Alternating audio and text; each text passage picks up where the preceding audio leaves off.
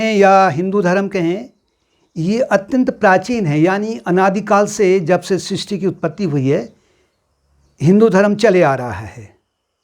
इसे सनातन धर्म भी कहते हैं, इसीलिए इसे वैदिक धर्म भी कहते हैं।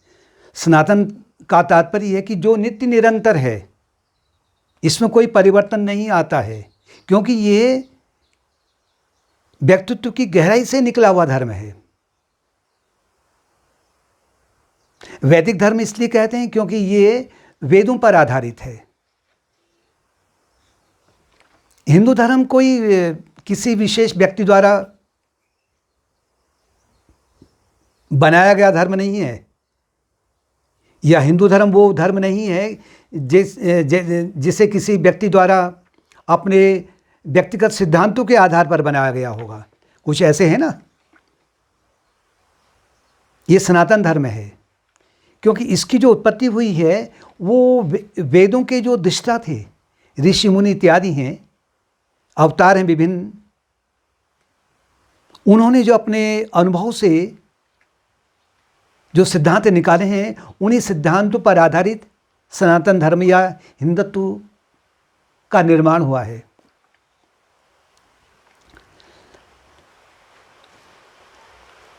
अन्य धर्म में परिवर्तन की बहुत संभावना है, क्योंकि वो उनके व्यक्तिगत सिद्धांतों पर भी आधारित हैं। कुछ उनमें सिद्धांत, तो जो उसका अध्ययन करेगा या जो उसमें उसको जानना चाहेगा, तो अगर वो हिंदू धर्म की गहराई से आगे बढ़ रहा है तो उसमें अपने आप ही कमियां तो दिखाई देने लगेंगी। हिंदू धर्म ये भी नहीं कहता कि आप अंधविश्वास कीजिए, कि आंखें बंद कर दो, हमारे धर्म को अपना लो और आपको मोक्ष मिल जाएगा, यानी अर्थात परम पद की प्राप्ति हो जाएगी। ये नहीं कहता है, बल्कि हिंदुत्व तो ये कहता है कि आप इसको जानिए, परखिए, परीक्षा कीजिए, जीवन में उतारने का प्रयत्न कीजिए। अगर आपको अपने हृदय की गहराई से ये प्रतीत होता है कि ये हमारी ही भावनाओं के अनुकूल है, तो इसका तात्पर्य है कि हिंदुत्व धर्म सर्वश्रेष्ठ धर्म है। हिंदुत्व ये भी सिखाता है कि ईश्वर तुम्हारे भीतर विद्यमान है, आत्मा के रूप में। देहो देवालयो प्रोक्तो जीव देहो सदाशिव। शरीर संसार का सबसे बड़ा जीवंत मंदिर है, लाइव टेम्पल, पूजा स्थल है, और उसमें जो निवास करने वाला जीव है वो ही परमात्मा है, सदाशिव है। और उसी को पाने के लिए हिंदू धर्म की परिपाटी को आगे बढ़ाया गया है।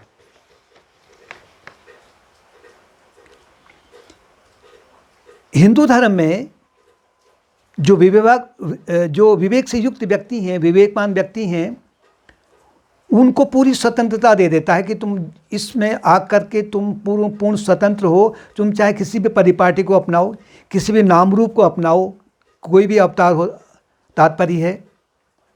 चाहे तुम शाक्त हो, यानी देवी के भक्त हो, शिव के भक्त हो, यानी शैव हो, या गणपति हो, गणेश जी के भक्त हो, या वैष्णव हो, राम जी के कृष्ण के भक्त हो, तुम किसी भी नाम रूप को अपनाओ, वही वो परब्रह्म परमात्मा का प्रतीक है। उनके अवतार हैं वो परमात्मा के। और किसी भी नाम रूप के रूप में अवतार को तुम अपनाओगे, क्योंकि हिंदू धर्म में ये भी बताया गया है ना कि पहले सगुण साकार को अपनाओ। सगुण का तात्पर्य है कि कोई साकार का तात्पर्य है जैसे राम हैं, सगुण का तात्पर्य है उनके जो दैवी गुण हैं, या कृष्ण हैं तो उनके दैवी गुण हैं। तो पहले सगुण साकार को अपनाओ आरंभ में, फिर उसके बाद ही तुम सगुण निराकार की ओर बढ़ पाओगे। फिर तुम्हें आकार की आवश्यकता नहीं पड़ेगी, और जब तुम आगे और बढ़ जाओगे तो फिर तुम निर्गुण निराकार के रूप में उस परमात्मा को पा ही लोगे। जैसे अलग अलग नदियां होती हैं ना, तो उनका सबका लक्ष्य क्या है? सागर से मिलना है। अगर हम सभी अलग अलग नदियों को अगर हम अलग अलग नाम रूप दे दें अवतारों के, तो सभी का रूप अलग अलग है, नाम सभी नदियों का अलग अलग है। कोई गंगा है, कोई कावेरी है, कोई ब्रह्मपुत्र इत्यादि है। सभी का मार्ग अलग अलग है, सभी की दिशा भी अलग अलग है। लेकिन दिशाएं अलग होने पर, सब कुछ अलग होने पर, जब तक उसमें नाम रूप है तो वो तो अलग अलग है, लेकिन जब वो सागर में मिल जाती हैं तो उनका रूप और आकार सागर में विलीन हो जाता है। निर्गुण निराकार के रूप में वो सागर ही है। ये हिंदुत्व सिखाता है।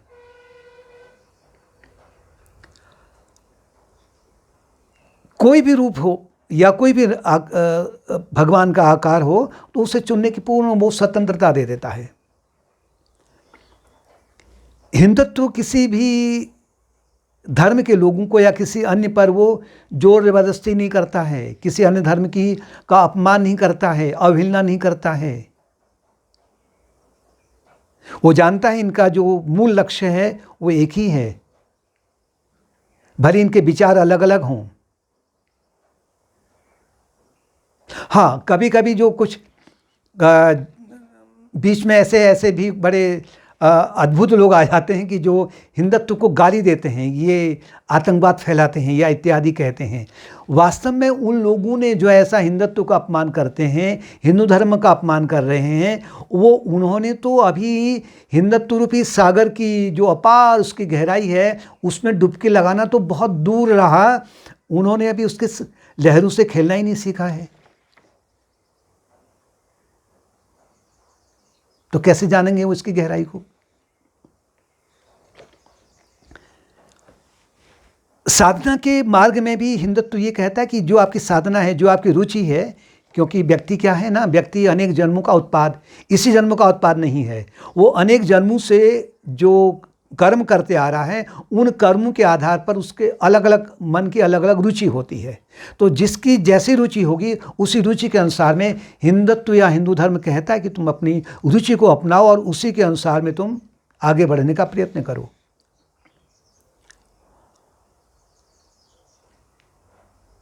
अन्य धर्मों की तरीके से हिंदुत्व ये भी कहता है कि आप हमारे ही धर्म को जब तक नहीं अपनाओगे तब तक तुम्हें उस परम पद की प्राप्ति नहीं होगी। ये कभी नहीं कहा हिंदू धर्म ने। जैसे अन्य धर्म कहते हैं ना कि तुम इस प्रकार का रूप बनाओ, इस प्रकार का अपने जो आउटर अपीयरेंस है, जो बाहरी आवरण है, उसको इस तरह से बनाओ, कपड़े ऐसे पहनो, ये खान पान ऐसा करो। ये कभी कभी कह देते हैं कि जो हिंदू धर्म वाले कर रहे हैं उसके बिल्कुल विपरीत तुम करो तो तुम्हें परम पद की प्राप्ति हो जाती है। ये हिंदू धर्म कभी नहीं कहता है।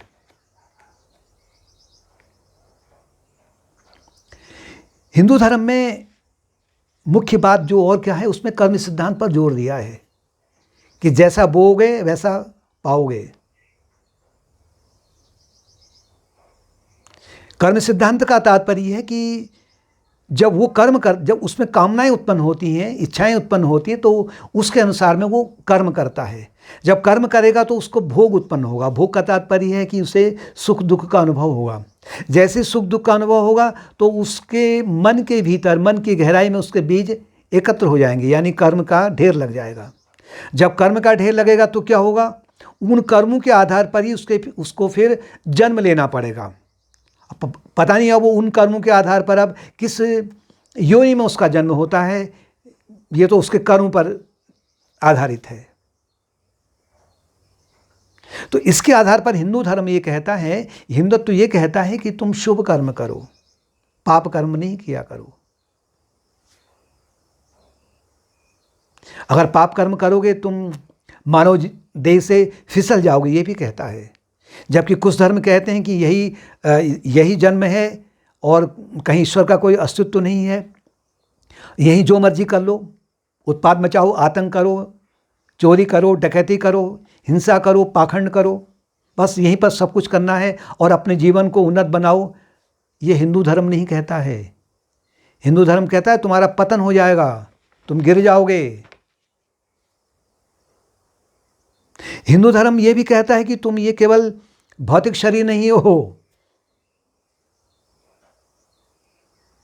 तुम्हारे पास में 3 शरीर हैं, स्थूल शरीर है, सूक्ष्म शरीर है, कारण शरीर है, और इनके आधार पर जो आत्मन है, उस जीवात्मा से तुम जुड़े हुए हो, यानी कि साइकोफिजिकल पर्सनालिटी है, जिसकी शिक्षा वेदांत में दी जाती है। हिंदू धर्म में या हिंदुत्व में या सनातन धर्म में कहें, योग मार्ग का पालन करने के लिए कहा गया है, क्योंकि योग मार्ग का तात्पर्य है कि ध्यान योग है, कर्म योग है, भक्ति योग है, ज्ञान योग है। ये हिंदुत्व में ही सिखाया गया है, सनातन धर्म में ही सिखाया जाता है। जहाँ हिंदू धर्म है, इसकी प्रधानता जहाँ जिस देश में है, वहाँ अन्य धर्म भी फलते फूलते हैं।